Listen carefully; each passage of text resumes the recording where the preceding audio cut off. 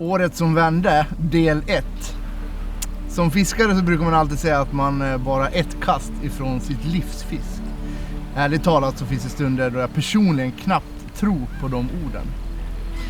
Denna dag befinner jag mig på vattnet tillsammans med en god vän. Fisket har varit helt okej, men den här gäddan är vi övertygade om att just den här gäddan simmar i den här sjön.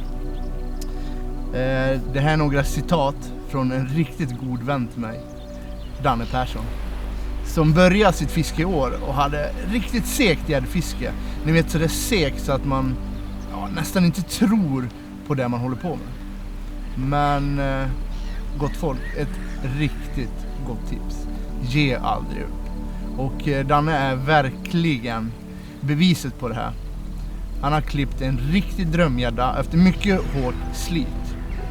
Och det är det här som, för mig i alla fall, som definierar mycket tid på vattnet och engagemang. Till slut så ger det faktiskt belöning. Och jag är här med just Danne. Vi har 2 dagar framför oss på ett storgärdsvatten i Dalarna. Det är klassisk höst.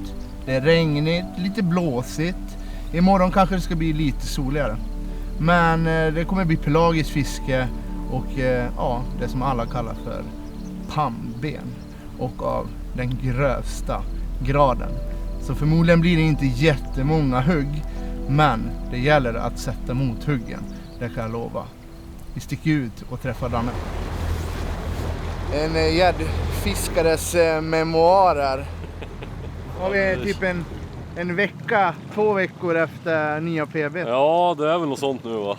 Det börjar väl sjunka in att det där hände, men får väl se om flyt och håller i sig, men det tror jag väl inte.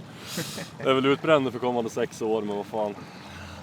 Vi får se. Men känslan måste ha varit fantastisk. Ja, helt jävla sjukt. Det är svårt att beskriva, alltså jag vet inte. Det bara svartnar alltså när man förstår vad fan det är som ligger där i hoven. Det är, nej. Ja, men det är nya tag. Vi har 2 riktigt härliga dagar. Ja, för fan. Nu är det nya försök på nya vatten. Ja. Jag har aldrig varit där så. Nej, det ska bli kul. Det ska bli jävligt spännande. Ja. Logga lite. Vi tänkte att vi kommer börja med att lägga kanske en halvtimme, 20 minuter på loggning. Kanske lite till för att få en riktigt bra kartbild. Så lite betesfisk kanske? Ja, lite betesfiskkoll och mappa lite med AutoChart Live. Så vi får upp lite schyssta områden. Det kommer vara väldigt begränsat område som vi kommer koncentrera oss på. Ja, köra om samma drifter bara flera gånger. Ligga på drift och gäller att vara med på mothuggen. Oh, ja. Här är det. Ja, då blåser vi på.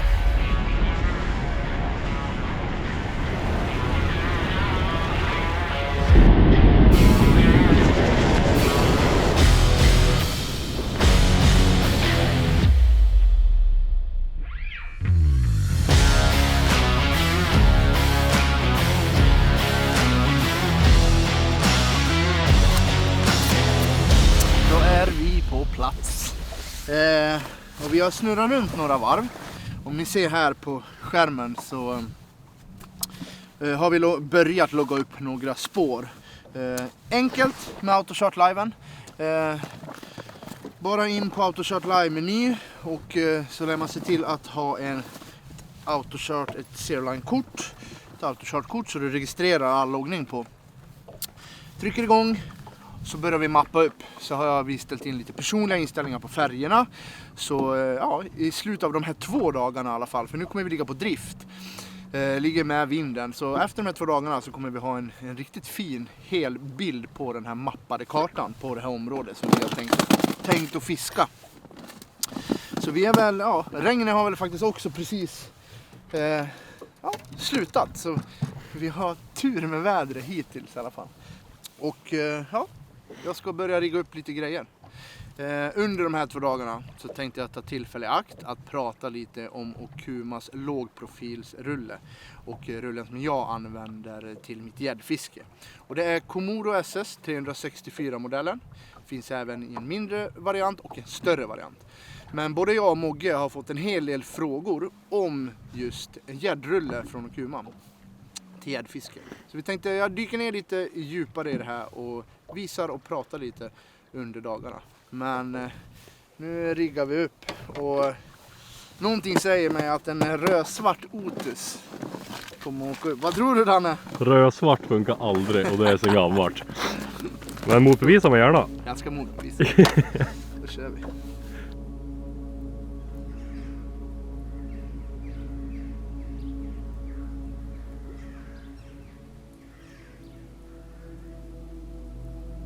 Vad säger du, Danne? Det här var segt. Nu åker vi och kastar vass. Vi grindar pocket istället. Vi har kört 3 kast. Nej, skämt åsido. Vi har gjort förjobbet, vi har loggat allting och dragit några kast. Det är här vi kommer vara nu i 2 dagar. Bara ligga på drift. Planen är ju som sagt att följa de här djupkanterna.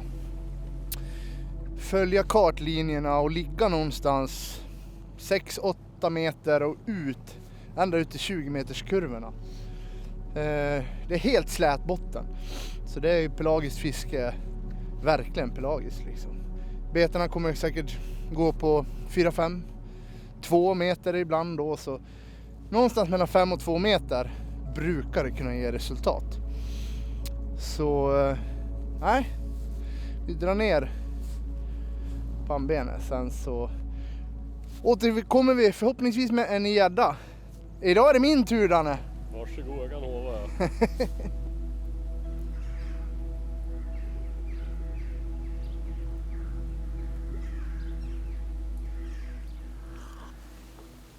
Vi har kommit upp på en ny drift.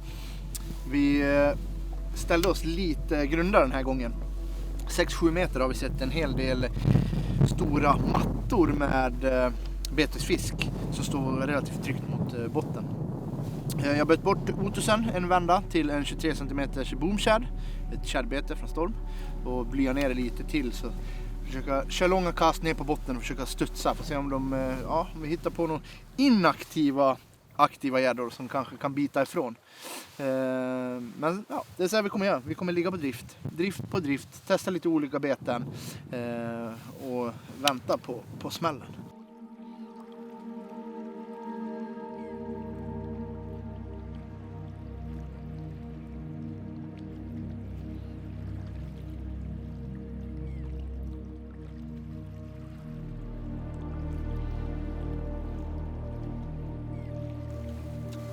Vi tar en liten break, vila axlarna lite grann, och då passar jag på att sticka in med lite av era frågor som har kommit till både mig och Mogge om baitcaster, vilken baitcaster från Okuma man ska välja för gäddfiske.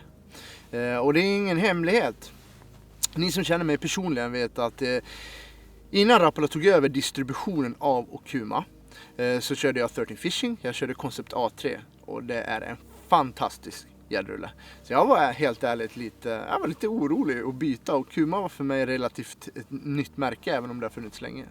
Men jag kan handen på hjärtat säga att jag kan rekommendera Komodo. Det är inget jag skäms för. Är det någon som frågar mig så kan jag stolt säga, köp en Komodo. Om du är intresserad av en baitcaster från Okuma till gäddfiske så vågar jag säga att det här kommer funka. Jag fiskar otroligt mycket. I 2 säsonger så har jag kört 5 stycken Komodo. Jag har 2 stycken 200 storlekar och 3 stycken 300 storlekar på lite olika kombinationer. Och jag har hittills inte haft några problem. Jag har smörjt, någon rulle har jag smörjt upp lite grann. Annars allting har funkat klockrent. Det är en robust rulle. Den ligger bra i handen. 300-storleken ligger, jag har relativt stora händer så den ligger bra personligen för mig. Annars skulle jag rekommendera 200-storleken. 9 kilo kastbroms. Jag upplever själv bromsen mycket starkare än 9 kilo.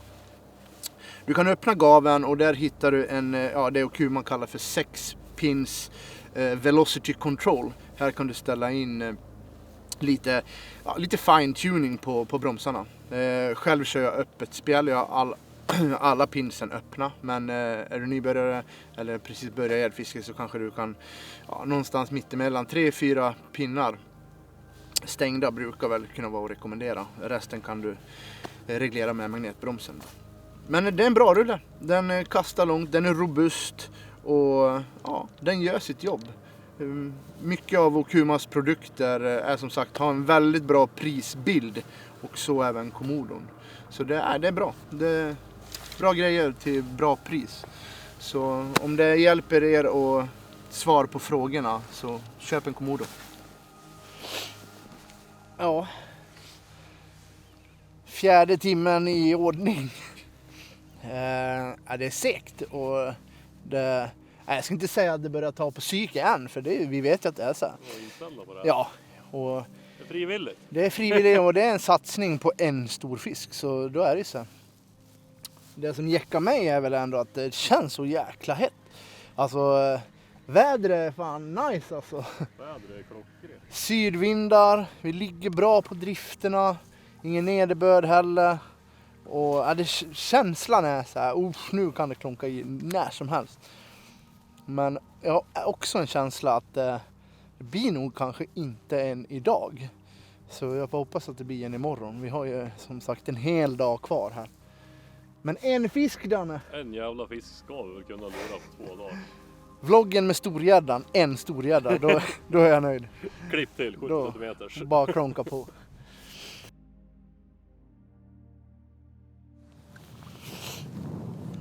Vad säger du, min vän? Nu går det fort, nu blir det snart mörkt. Det börjar bli mörkt och så kommer det lite regn igen, så det är ju härligt. Vi har en hel dag kvar och det var lite som jag hade på känn.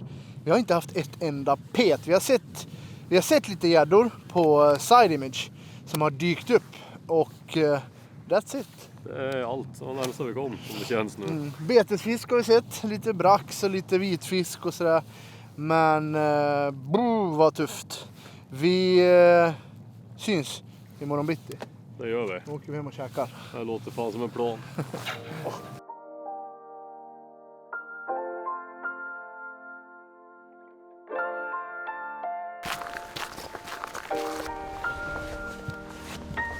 Ja, god morgon från böljande blå. Vi har precis fått i båten i vattnet och lite senare än vad vi hade tänkt oss. Det är så när man bor på fina ställen, Danne, då är frukost lite senare än vanligt. Ja, det var inte välkommen för tidigt. Nej då, det är fortfarande relativt tidigt i alla fall. Men det har hunnit bli ljust och vi sticker ut till crime scene och slår igång dagen. För idag ska det där hugget på plats och det ska landas en fisk. Punkt slut. Nu kör vi, Danne. Det gör vi.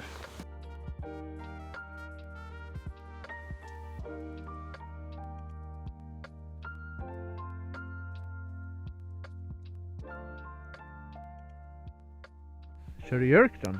Kör jerk, ja. Första driften gjorde vi en rockad. Vi tog innerkurva. Grundkurva. Grundkurvan. Innan vi går ut på det jättedjupa. Stod lite betesfiskar inne i alla fall, men inte fan. Inga gäddor än så länge. Nej. Det är relativt tidigt än. Alltså. Ja, men känns ju hett om det ändå är betesfiske i området som stryker. Absolut. Jag tror på mitt på dagen hugge. Efter 11, mellan 11 och 1. Det är standard. Standard den här årstiden. Ja. Då ska jag ha lunch när vi ska ha lunch.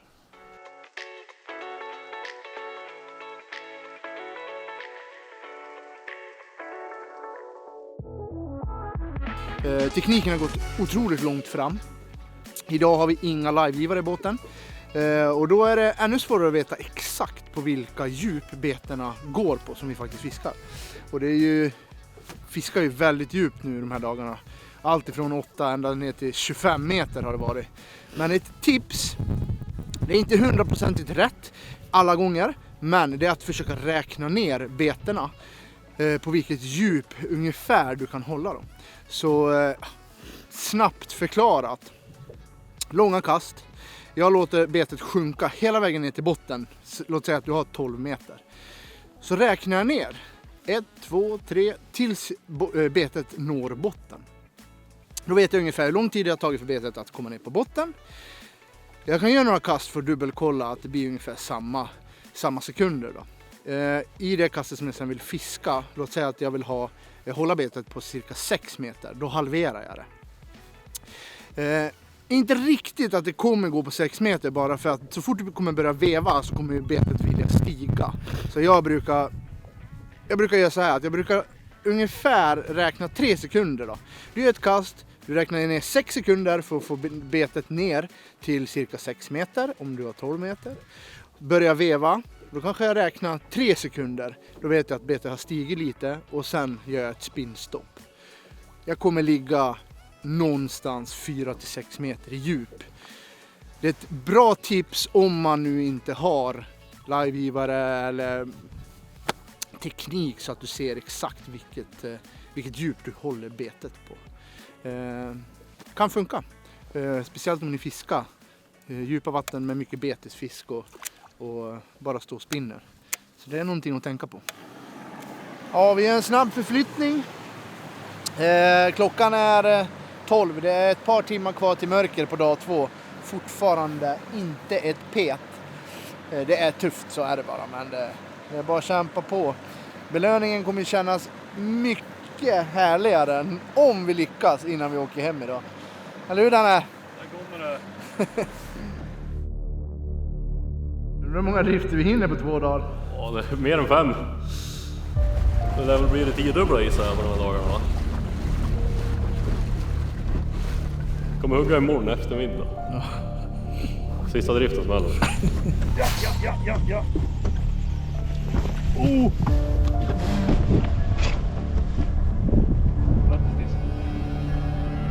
Ja, han är här.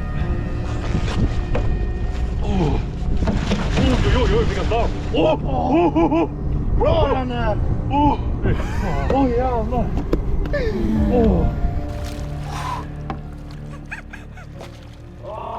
Du är så sjuk! 2,5 dagar, nej 2 dagar! Du är så sjuk! Fy fan!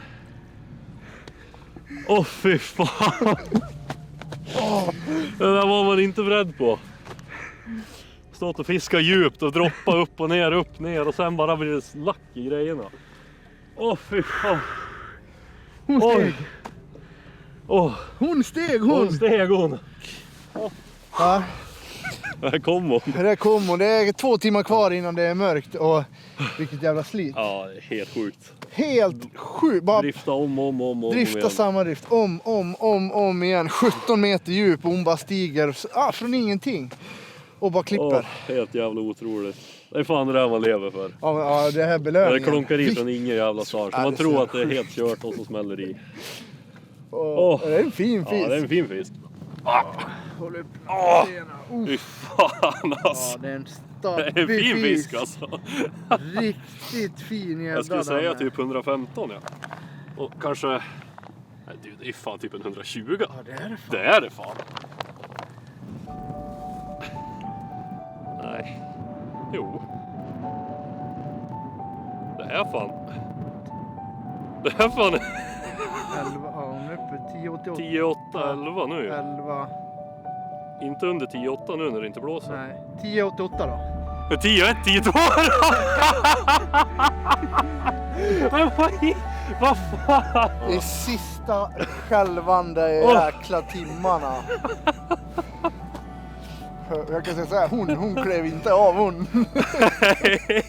Hon satt kvar. Det var större, jag trodde det. Ja, betydligt större. 10,88 ungefär. Upp nästan på 11. Ja. Och så minus säcken. Så Ja, då är vi, exakt då. den vägen 06 våran rappalastingväg. Så ja. Det är 10,2. Ja, 10,2. Alltså vad jävla sjukt.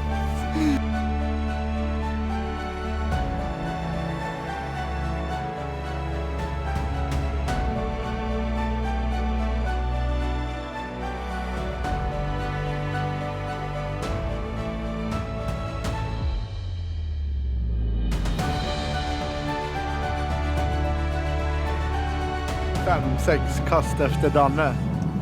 Så sopar i. Bara kliva av. Det har sagts förut. Det är fel vatten att bränna fisk. Den här höggan.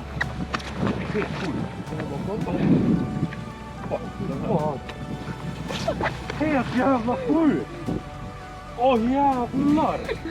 Alltså shit, klonkar det till igen alltså. Vilket jävla fönster Ja, alltså. nu är det fan huggperiod alltså. Det är helt sjukt. Alltså den är så fet. Shit. Ja, fy fan vad sjukt. Ja, vägning på den här 8,7. Men vi skiter i längd och slänger i den här jäveln och så fiskar vi vidare. Ja, det är hett nu. Det verkar fan hett nu. Nu är det 3 kontakter på liksom en halvtimme om ens det.